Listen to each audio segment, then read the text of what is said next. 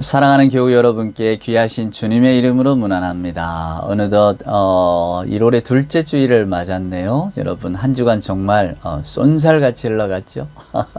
어찌 새해 계획은 잘 이루고 계십니까? 벌써 작심삼일로 끝나지는 않으셨나요? 우리들의 생각 또 우리들의 마음의 결심은 이토록 가벼운데 하나님의 시간은 그 가벼운 우리들을 태우고 더 빨리 흘러가는 것 같습니다. 좀 더 무겁고 진중해야 될 터인데 이 못남들을 어떡하죠? 아니, 여러분은 잘 지키고 계시나요? 예, 꼭 그 연초에 세운 계획들 잘 지켜가시기를 바랍니다. 자, 벌써 1월의 둘째 주일이 되었습니다. 예, 날은 여전히 쌀쌀하고 또 요즘은 또 미세먼지 때문에 다들 고통받고 계실 텐데 그렇습니다. 네, 우리가 처한 환경들은 거의 뭐 늘 이렇게 롤러코스터를 타듯이 좋아졌다 나빠졌다 하지만은 언제나 변함없으신 우리 하나님의 사랑과 은총은 오늘 또 저와 여러분을 기다리고 계시고 또 우리의 영혼을 채우십니다.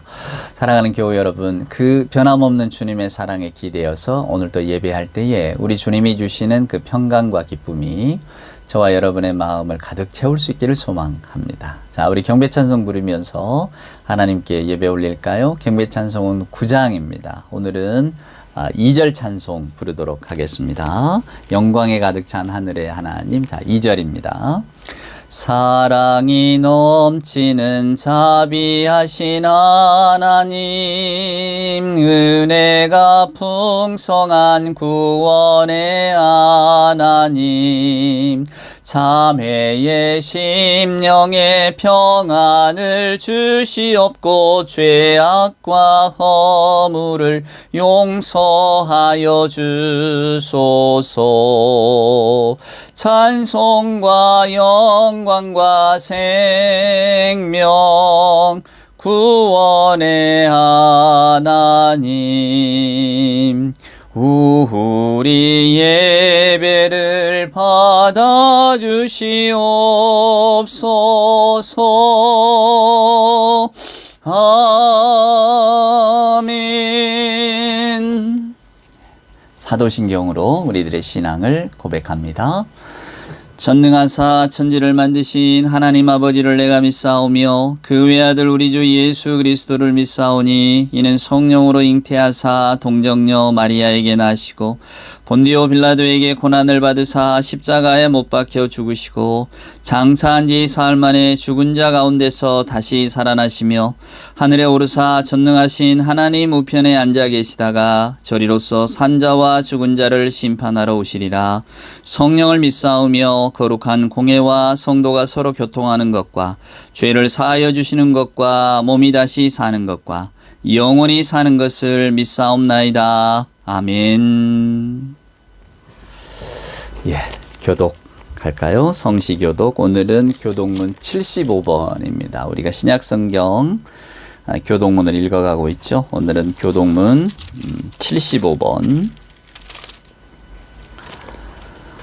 그러므로 내가 너희에게 이르노니 목숨을 위하여 무엇을 먹을까 무엇을 마실까 몸을 위하여 무엇을 입을까 염려하지 말라. 목숨이 음식보다 중하지 아니하며 몸이 의복보다 중하지 아니하냐.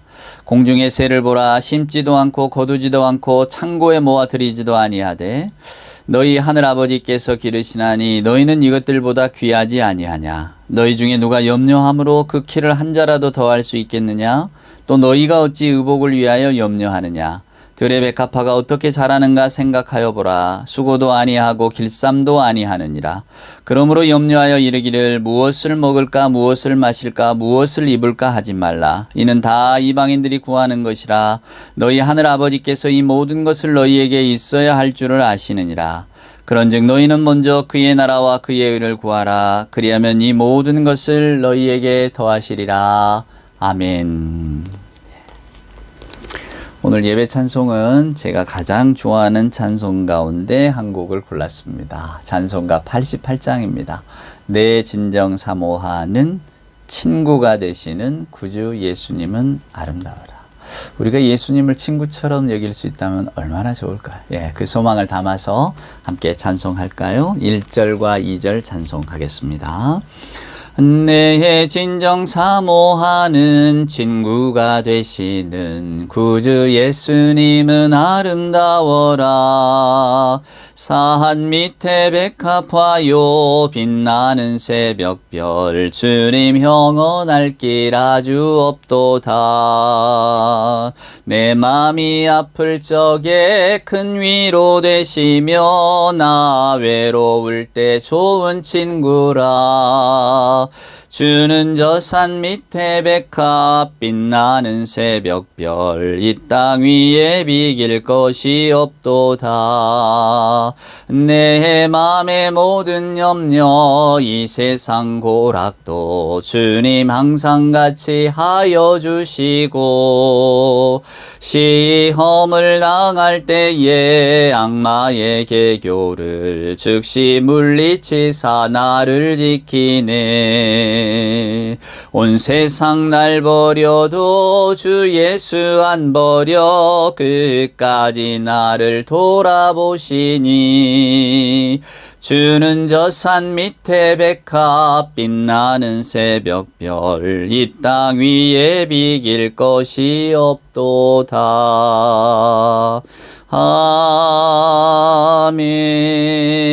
아멘. 기도합시다. 사랑과 은총으로 함께 하시는 아버지 하나님 감사합니다. 저희들 하나님이 우리를 사랑하시고 우리를 구원하신 그 하나님의 신비를 깨닫고 오늘 이렇게 이 복된 자리 하나님이 우리에게 들려주시는 지혜를 알기 위해서 한 자리에 모였습니다. 아버지 하나님, 오늘날의 세계 저희들이 살아가는 세상에서는 하나님의 지혜보다는 인간의 지혜, 세상을 사는 지혜가 앞서 있습니다. 저희들 늘 이 세상의 지혜 가운데 하나님의 지혜를 잊어버리고 살 때가 너무나도 많습니다. 하나님, 세상은 사랑보다는 경쟁심을, 협력보다는 분열을 가르치고 사람보다는 학교를, 인격보다는 점수를 보게 하고 지혜보다는 기술을, 용기보다는 계산을, 정의보다는 수단을 배우게 하고 책임보다는 지위를, 일보다는 명예를 더 사랑하도록 가르쳤습니다. 하나님, 이것이 세상에 흘러가는 길이라면 저희들을 용서하여 주옵소서. 저희들이 그런 삶을 살아왔고 그런 삶이 바르다고 우리들의 후손들에게 가르쳤음을 부끄럽게 회개합니다. 아버지 하나님, 이 시간 더군다나 새해를 맞는 이 복된 주일 아침에 저희들의 생각과 마음을 하나님의 지혜에 둘 수 있도록 하나님 도와주시옵소서. 먼저는 저희들에게 사람의 한계를 가르쳐 주옵기를 간절히 소원합니다.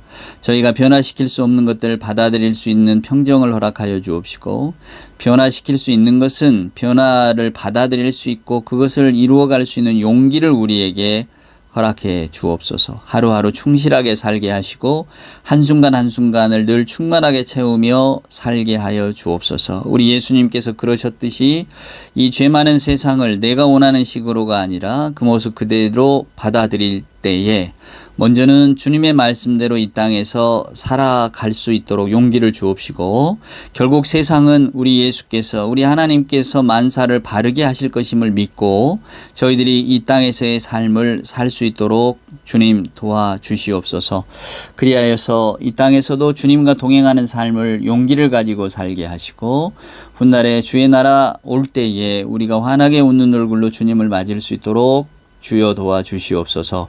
저희들의 새해 소망 위에 함께 하시는 아버지 하나님께서 이 믿음의 소망 위에도 함께 하시고 저희들이 용기를 갖고 올 한 해도 예수 믿는 사람으로서 삶의 길을 잘 걸어갈 수 있도록 축복하여 주시고 성령 하나님께서 인도하여 주시옵소서. 이 모든 말씀 우리 구주 예수 그리스도 귀하신 이름 받들어 간절히 기도드리옵나이다. 아멘. 이 시간 우리가 함께 읽을 하나님의 말씀은 오늘은 마태복음 7장에 있는 말씀을 함께 보도록 하겠습니다. 마태복음 7장 전부를 다 읽을 수는 없으니까 제가 특징되는 부분만 여러분께 한번 읽어 드리도록 하겠습니다. 마태복음 7장 1절을 보십시오. 이게 예수님의 산상순에 계속되는 이야기인데요. 비판을 받지 아니하려거든 비판하지 말라. 너희가 비판하는 그 비판으로 너희가 비판을 받을 것이요 너희가 헤아리는 그 헤아림으로 너희가 헤아림을 받을 것이라. 어찌하여 형제의 눈 속에 있는 티를 보고 내 눈 속에 있는 들보는 깨닫지 못하느냐. 보라, 내 눈 속에 들보가 있는데 어찌하여 형제에게 말하기를 나로 내 눈 속에 있는 티를 빼게 하라 하겠느냐. 외식하는 자여, 먼저 내 눈 속에 들보를 빼어라. 그 후에야 밝히 보고 형제의 눈 속에서 티를 빼리라. 아멘. 예. 12절 한번 보세요. 그러므로 무엇이든지 남에게 대접을 받고자 하는 대로 너희도 남을 대접하라. 이것이 율법이요 선지자니라. 예. 그리고 또 한번 볼까요? 자, 17절 한번 보세요. 이와 같이 좋은 나무마다 아름다운 열매를 맺고 못된 나무가 나쁜 열매를 맺나니 좋은 나무가 나쁜 열매를 맺을 수 없고 못된 나무가 아름다운 열매를 맺을 수 없느니라. 아름다운 열매를 맺지 아니하는 나무마다 찍혀 불에 던져지느니라. 이러므로 그들의 열매로 그들을 알리라. 이제 마지막 부분 한번 볼까? 24절입니다. 그러므로 누구든지 나의 이 말을 듣고 행하는 자는 그 집을 반석 위에 지은 지혜로운 사람 같으리니 비가 내리고 창수가 나고 바람이 불어 그 집에 부딪히되 무너지지 아니하나니 이는 주추를 반석 위에 놓은 까닭이요 나의 이 말을 듣고 행하지 아니하는 자는 그 집을 모래 위에 지은 어리석은 사람 같으리니 비가 내리고 창수가 나고 바람이 불어 그 집에 부딪히매 무너져 그 무너짐이 심하니라. 아멘. 예. 여러분 다산 정약용 선생을 아시죠? 그 정약용 선생의 아버님이 그 연천, 지금 경기도 연천이죠. 연천에 군수로 부임한 적이 있었답니다. 그때 이제 다산 정약용이 7살이었는데요. 이때 이 정약용이 시를 짓습니다. 소년 천재죠. 그때 지은 7살 때 지은 한 시가 이거예요. 소산 패 대산. 작은 산이 큰 산을 가렸구나, 그런 뜻입니다. 소산 패 대산. 예, 이거는 원근지 부동이다. 뒤에다가 이렇게 덧붙이는 말인데 원근 멀고 가까움. 지니까 땅이죠. 땅에 멀고 가까움이 부동 다르기 때문이다, 그 말입니다. 여러분 작은 산이 어떻게 큰 산을 가릴 수가 있겠어요. 근데 작은 산이 마치 큰 산을 가리는 것처럼 보이는 것은 그들이 놓여 있는 자리가 달랐기 때문이다, 그 말입니다. 저는 깜짝 놀랐어요. 물론 그 아버님도 그 7살짜리 다산의 글을 보고 아, 얘는 정말 큰 인물이 될 아이다, 뭐 이렇게 생각을 했다잖아요. 조선의 천재는 그렇게 성장을 했나 봅니다.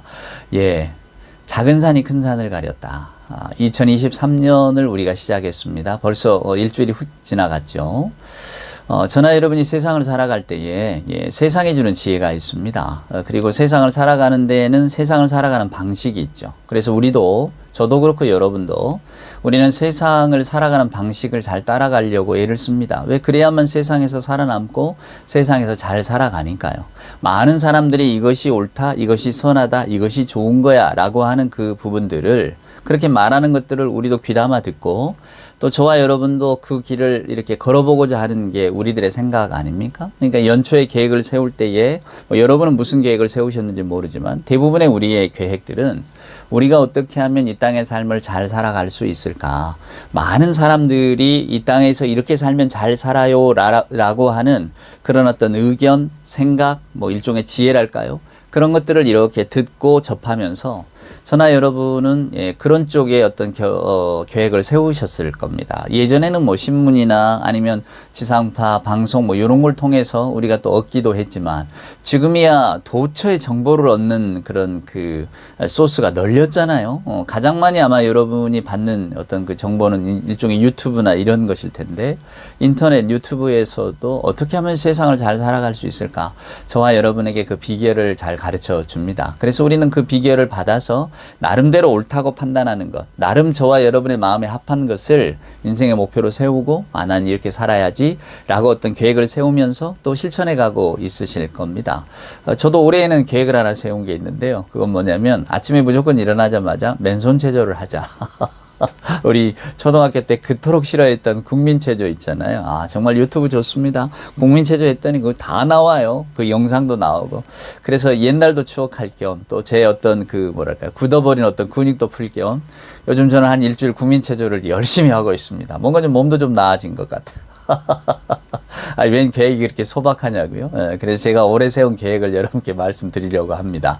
여러분도 여러분이 세운 계획들이 각각 있으시겠지만 이 새해에 우리가 말씀 가운데 저나 여러분 예수 믿는 분들이잖아요. 예수 믿는 사람으로서 어떤 목표를 세울까?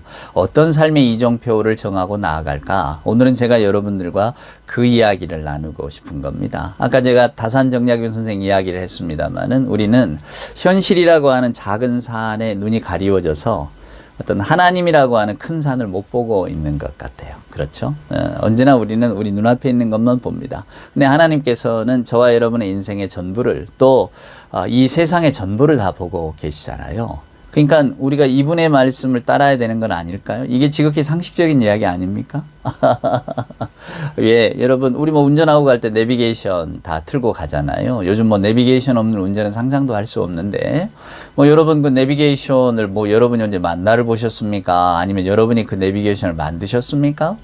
예, 우린 만들지 않았잖아요. 만들지도 않았고 그 내비게이션 목소리가 누군지도 모릅니다. 어떤 분은 여자, 어떤 분은 남자 다 그러겠지만 근데 우리는 내비게이션이 이리 가라면 이리 가고 저리 가라면 저리 가잖아요. 왜요? 믿음이 있기 때문입니다. 아, 얘는 나보다 더 길 상황을 더 잘 파악하고 있어. 얘가 내게 알려주는 길은 정확한 거야. 우리가 이렇게 믿고 있지 않습니까? 예, 그걸 안 믿고 이제 감 따라 운전하는 분들, 예전에 나 이 길로 갔었어 하는 분들은 결국 시간의 손해를 보고 많은 것이 이렇게 내비게이션을 따라간 것보다는 못한 결과를 나타내죠. 그럼에도 불구하고 뭐 나는 뭐 내 의지대로 갔다라고 한다면야. 예, 그런 어떤 기쁨이 주는 거는 제가 뭐라고 말하겠습니까? 많은.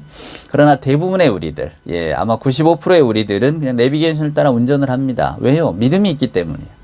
내비게이션은 정확할 것이다. 내비게이션은 나를 가장 빠른 길로 인도할 것이다. 아, 이것은 뭐 과학과 통계가 우리에게 알려주는 거다. 얘가 뭐 그냥 막 하는 게 아니잖아요. 다 인공위성으로 우리들의 위치를 추적하고 도로 상황을 파악하고 우리에게 알려줍니다. 그래서 우리는 내비게이션에 대한 신뢰를 갖고 있어요. 제가 예수 믿는 분들이라고 말씀드렸죠. 근데 우리 예수 믿는 분들은 근본적인 신뢰를 갖는 분이 있습니다. 그게 누굽니까? 하나님이시잖아요. 성경 말씀이잖아요. 그렇죠, 여러분? 그래서 저도 여러분도 성경 말씀 하나님이라고 하는 큰 산을 우리들의 현실이라고 하는 이 작은 산에 가리워져서 지금 우리가 못 보고 있는 건 아닐까? 예.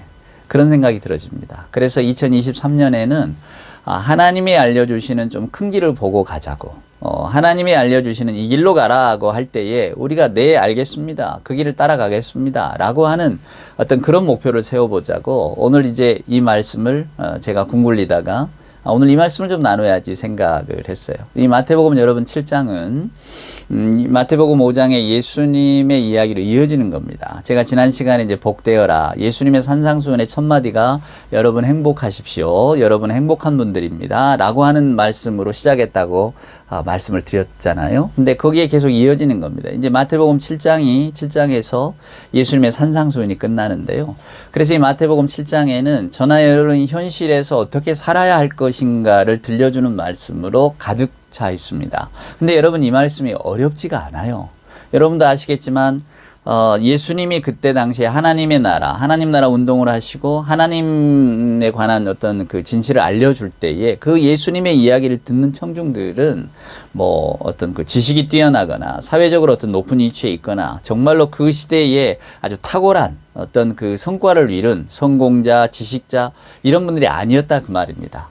그저 늘 예수님이 그렇게 잘하셨던 환경 속에서 늘 보아왔던 사람들, 날마다 일을 하고 정말로 소소한 행복을, 소소한 어떤 기쁨을 가족들과 또 이웃들과 기껏해야 여러분 뭐 150명 소통했대잖아요. 뭐 그거 별로 다를 바가 없습니다. 요즘 저와 여러분이 훨씬 더 이렇게 소통이 잘 되고 또 우리들의 인간관계가 넓어졌잖아요. 쉽게 뭐 소통을 하고 카톡이라든가 뭘로 다 소통하고 아마 여러분들 뭐 카톡에도 뭐 적게는 100명, 수백 명, 뭐 많게는 뭐 1000여 명이 넘어가는 어떤 전화번호가 저장된 분도 있을 텐데 근데 사회학자들은 그런 말 합니다. 우리가 아무리 이렇게 넓어졌어도 기껏해야 250명 이 정도를 넘어가지를 못한다고. 예전에는 그 예수님 당시에는 100여 명, 150명, 그게 이제 한 마을을 이룬 그 사람들의 숫자거든요.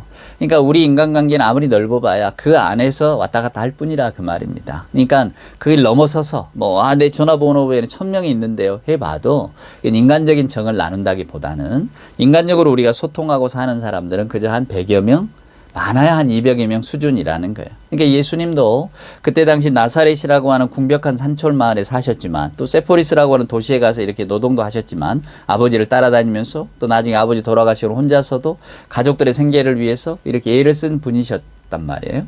그런 삶의 과정을 거치면서 오늘 저와 여러분이 산 것처럼 극히 작은 많지 않은 사람들과 교류를 하셨을 거란 말입니다. 근데 그 교류를 한 대상들이 주로 비슷한 부류의 사람들이었다는 거예요, 여러분. 아주 고위 관직에 혹은 귀족의 로마의 어떤 그 큰 벼슬을 하는 사람, 이런 사람들이기보다는 늘 함께 더불어 있었던 사람들. 그래서 예수께서 무슨 말인가 할 때에 우리가 저 사람 아는데 저 사람이 좀 아주 놀라운 이야기를 한다. 그래서 여러분 우리가 읽지는 않았습니다만은 이렇게 7장 28절에 보시면 예수께서 이 말씀을 마치심에 무리들의 귀에 가르치심에 놀라니 이렇게 되어 있습니다. 도대체 저분의 가르침은 정말 놀랍다. 그러니까 우리가 전혀 모르는 분이 아니었는데 익히 아는 분인데 익히 알고 우리와 같은 분이라 생각했는데 전혀 다른 말씀을 하시는구나. 그래서 이제 놀라는 겁니다.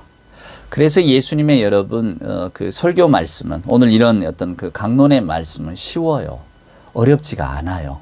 만약에 제가 여러분에게 들려드리는 말씀, 또 오늘날의 설교자들이 여러분들에게 들려드리는 말씀이 어렵다고 한다면 그건 여러분의 잘못이 아니에요.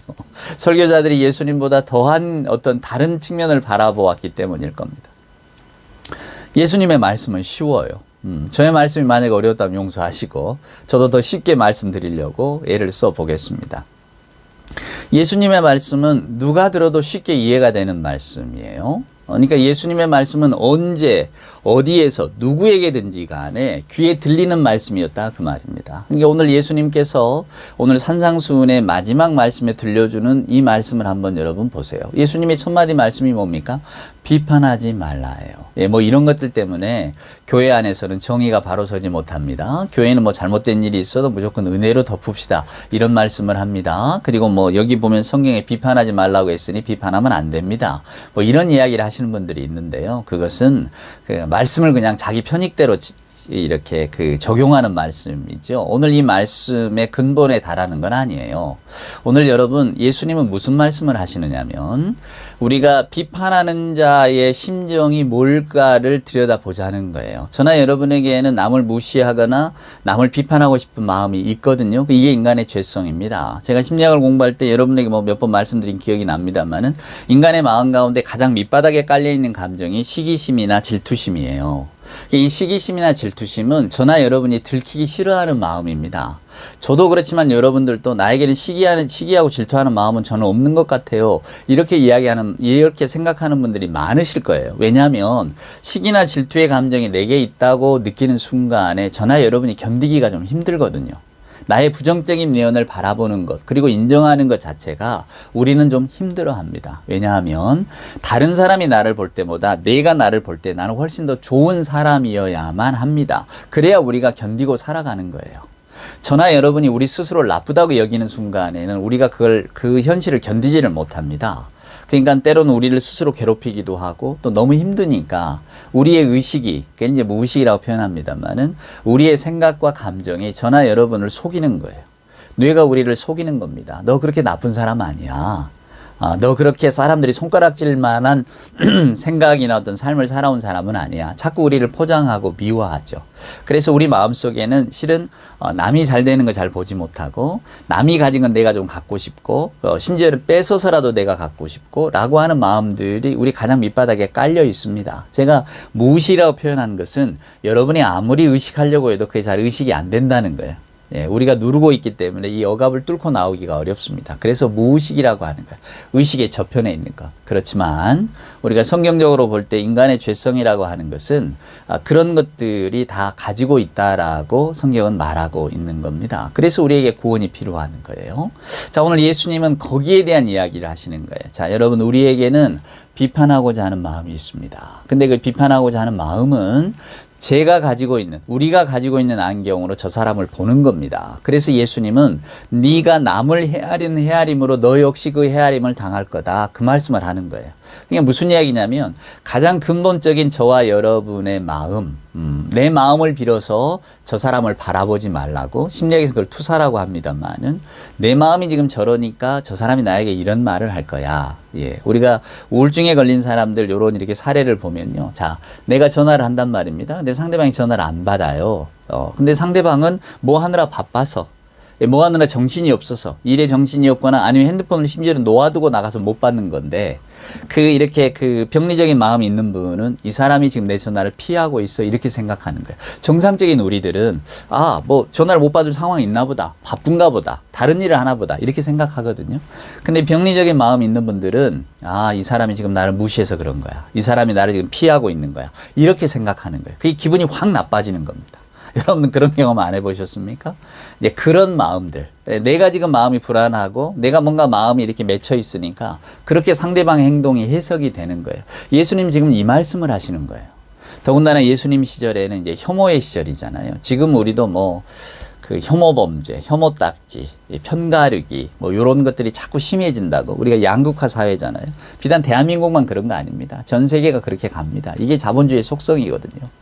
승자 독식의 세계, 이긴 사람이 다 갖고 또 이렇게 경쟁 속에서 승리하는 사람이 우대받는, 그러다 보면 결국은 서로 이렇게 양극화가 돼버리니까 그 안에서 이제 스스로를 비하면 자기 비하가 일어나고, 또 이제 가진 사람이, 또 많이 성취한 사람이 성취하지 못한 사람을 볼 때는 이게 혐오로 되는 겁니다.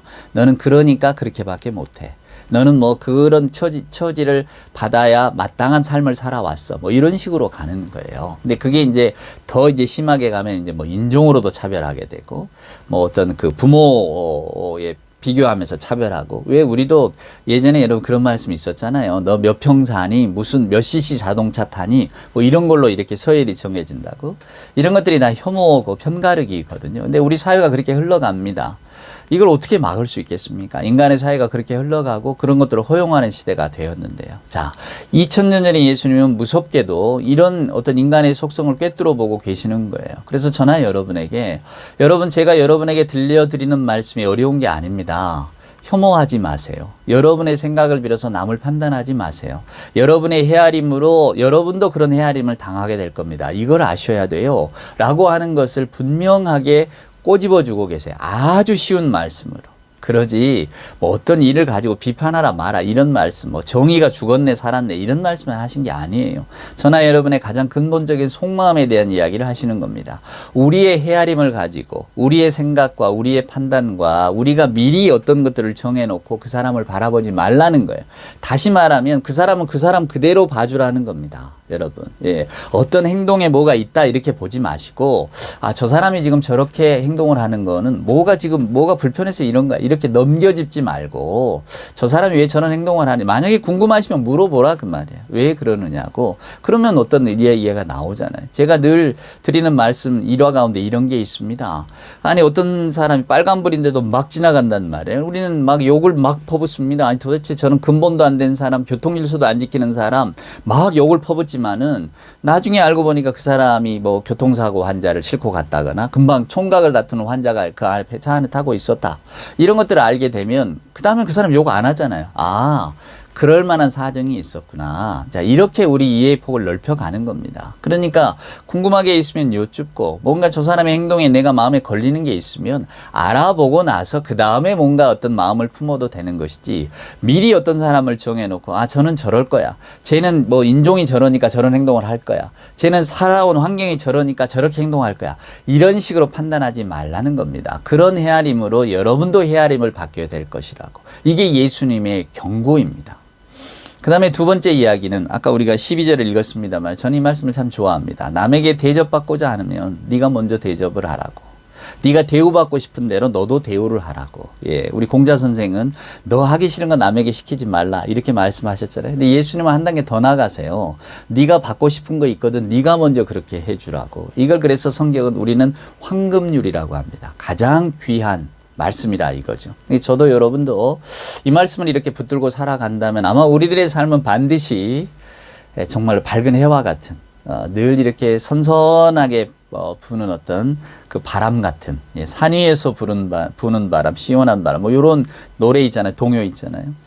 그런 느낌을 주는 삶을 살게 될 것입니다. 근데 뭐 우리가 이게 안 되니까 고민 아닙니까? 우리는 늘 남에게 대접을 받으려고만 하지 남에게 먼저 대접을 하려고 하는, 예, 그런 삶에서는 조금 멀어져 있는 것 같습니다. 그게 조금 마음이 아프죠. 근데 오늘 예수님께서는 어찌됐건 두 번째 말씀으로, 첫째는 네가 가진 속마음으로 남을 헤아리지 말라 이렇게 말씀하셨고, 두 번째는 네가 남에게 대접받고자 하는 대로 네가 먼저 남을 대접하라 이렇게 말씀하셨어요. 따돌림, 무시, 혐오, 그렇습니다, 여러분. 이런 것들이 얼마나 마음을 아프게 하는지. 예. 그런데 그런 분들은 늘 누군가 옆에 있기를 바라잖아요. 내가 따돌림을 당해본 사람은 그 따돌림을 당한다는 기분이 얼마나 쓸쓸하고 얼마나 아프다는 걸 여러분 알고 있잖아요. 그런 기분을 느끼게 해서는 물론 우리가 안 되지만, 그래서 그런 기분을 조금이라도 헤아린다면, 예, 그런 어떤 그 상처를 주지 않도록 우리가 먼저 이렇게 다가가서 보듬어야 되는. 왜? 우리도 만약에 그런 걸 상상해 본다면 너무 슬프잖아요. 예, 많은 사람이 있는데 나 혼자 밥을 먹는다. 아무도 내게 말을 걸지 않는다든지 마음 아픈 일입니다. 예, 그런데 그런 일들을 우리가 당할 때 마음 아프다면, 누군가 그런 일을 당하고 있다면 먼저 좀 다가가고 먼저 마음을 열어주고 그런 것도 필요하겠죠. 자, 오늘 예수님은 저나 여러분에게 여러분의 각각의 상황에 따라서 이 말씀을 달리 받아들이시겠지만 가장 근본적인 두 가지 말씀을 하세요. 예.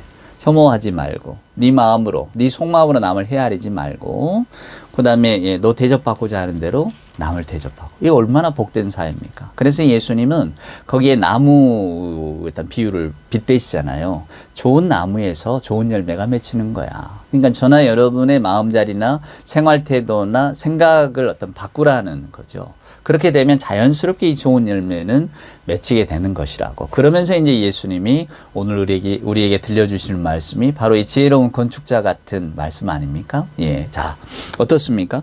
누구든지 나의 이 말을 듣고 행하는 자는 그 집을 반석 위에 지은 지혜로운 자 같다. 예. 지혜로운 사람은 반석 위에 지운다는 겁니다. 주춧돌부터 놓는다는 거죠. 신영복 선생의 집 그리는 순서 제가 말씀을 드렸잖아요.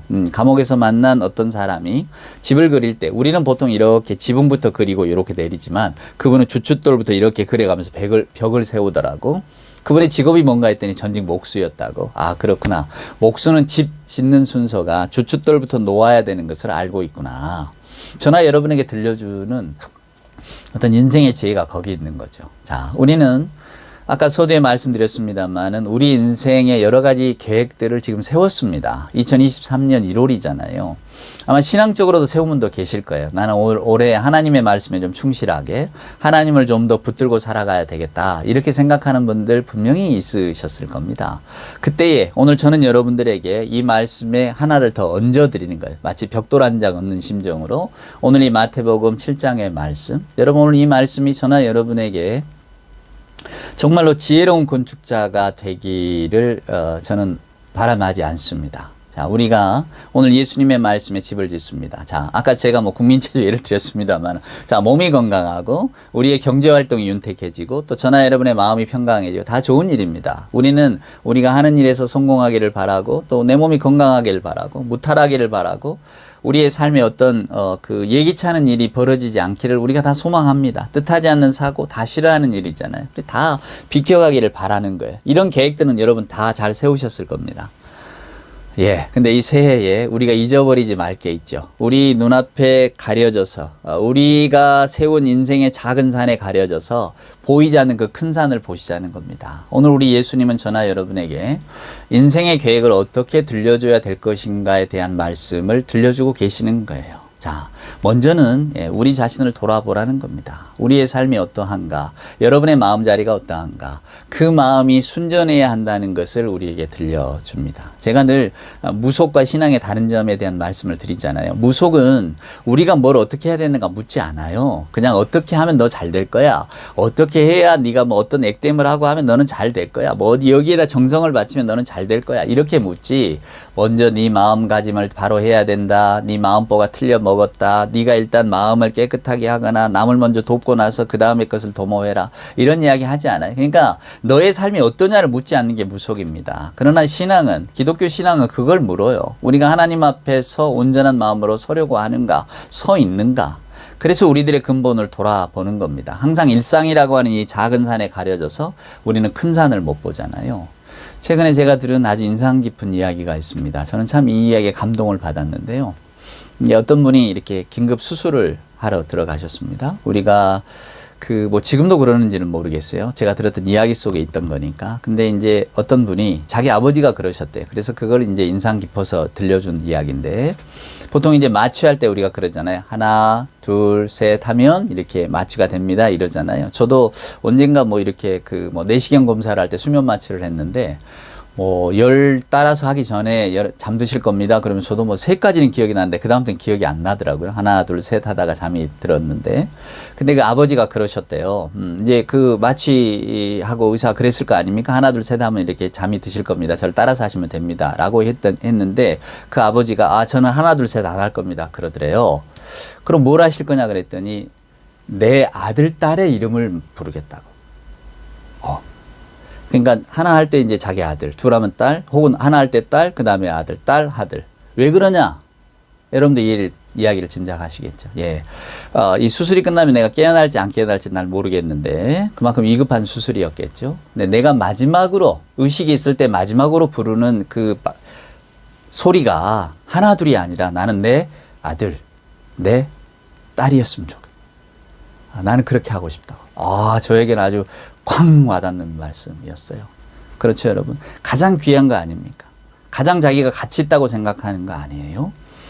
근데 그 순간에 그런 걸 떠올렸다는 사실이 저에게 굉장히 의미 깊은 말씀으로 다가왔죠. 저는 오늘 여러분들에게 그런 말씀을 드리고 싶어요. 자, 우리들의 인생의 계획 좋습니다. 몇 년에 뭘 하고, 만약에 신혼부부라면 집을 사고, 혹은 취준생이라면 난 직장을 얻고, 결혼을 하고, 또 만약에 부모된 분들이라면 자식이 어떻게 되고, 자녀가 잘 자라서 어디에 취직하고, 또 이렇게 부모 형제 건강하고 이런 여러 가지 게 있을 겁니다. 맞습니다. 우리는 그것이 너무나 소중하기 때문에 그것을 이루려고 정말 애쓰며 아둥바둥하며 살아갑니다. 그게 우리의 인생이에요. 근데 성경은 저나 여러분에게 언제나 우리 뒤에 우리가 보아야 할 더 큰 산이 있다는 말씀을 항상 들려주고 있거든요. 우리 눈앞에 가려져 있는 이 작은 산 때문에 보지 못하는 큰 산이 반드시 있는데 그 산을 기억하면서 살아가라고. 그죠, 여러분? 만약에 2023년 올해에 저희들의 세운 계획 속에 우리들의 어떤 작은 산만 있다면, 그래서 하나님이라고 하는 큰 산이 가려져 있다면, 오늘 저는 이 말씀으로 우리 삶의 어떤 그 큰 산 목표를 먼저 세워두고 그 다음에 작은 산의 목표를 이루어 가기를 저는 여러분에게 부탁을 드리고 싶어요. 오늘 예수님은 우리에게 분명히 말씀하십니다. 반석 위에 세운 지혜로운 건축자가 되라고. 모래 위에 집 짓지 말라고. 그것은 홍수나면 다 쓸려져 나가 버릴 거라고. 저나 여러분에게 이 말씀이 얼마나 큰 울림으로 들리게 될지, 아마 우리가 이 말씀을 받는 마음가짐에 따라 다르겠지만 오늘 저는 이 말씀을 여러분들이 잊지 않기를 소망합니다. 지혜로운 건축자가 되십시오. 오늘 이 주님의 말씀, 저는 7장 말씀을 이렇게 건너뛰면서 읽으면서 여러분들에게 큰 줄기만을 말씀을 드렸지만 마태복음 5장에서부터 쭉 한번 7장까지를 읽어보세요. 그러면서 예수님께서 나에게 이 땅에서의 삶을 이렇게 살라고 요구하시는구나. 그리고 당신마저도, 예수님마저도 이런 삶을 사시려고 예를 쓰셨구나 라고 하는 것을, 왜 예수님이 나 피와 살을 가진 인간의 몸으로 우리에게 오셨잖아요, 여러분. 그게 큰 의미입니다. 예, 우리와 더불어 사셨어요. 우리의 성정도 아시고 우리의 성품도 아시고 우리의 삶의 모든 것들을 그대로 경험하셨다 그 말입니다. 그럼에도 불구하고 예수님은 이렇게 살아내신 분입니다. 그 모델이 우리 앞에 있어요. 그래서 우리는 예수 이름으로 기도하고 예수님과 더불어 살아가고 이제는 내 마음의 주인을 예수님으로 모신다고 고백하잖아요. 올 한 해 여러분의 어떤 그 인생의 계획이 지혜로운 건축자의 계획이 되기를 저는 소망합니다. 하나님의 말씀에 우리가 먼저 집을 짓자고요. 그리고 그 위에다가 우리들이 지금 품고 우리가 기도하는 제목들을 얹은다면 아마도 반석 위에 세운 든든한 집이 되어져 가지 않을까 생각합니다. 그런 근사하고 멋진 집을 2023년 한번 개운하게 지어보시기를 우리 주님의 이름으로 축원을 드립니다. 기도하시겠습니다. 이제는 우리 구주 예수 그리스도 크신 은혜와 아버지 하나님의 만극하신 사랑하심과 자비하신 성령님의 함께하심이 새해 들어 여러 가지 인생의 계획을 세울 때에 하나님의 말씀으로, 우리 복된 주님의 말씀으로 우리 인생의 이정표를 삼아 다 반석 위에 집을 지은 지혜로운 건축자 같은 삶의 길을 걸어가기를 소원하는 우리 예배하는 모든 교우들 머리 위에와 저들의 생각과 소망 위에, 저들의 믿음 위에, 주님 사랑하시는 복된 교회 위에 이제로부터 영원 무궁토록 함께하여 주옵기를 간절히 축원하옵나이다. 아멘.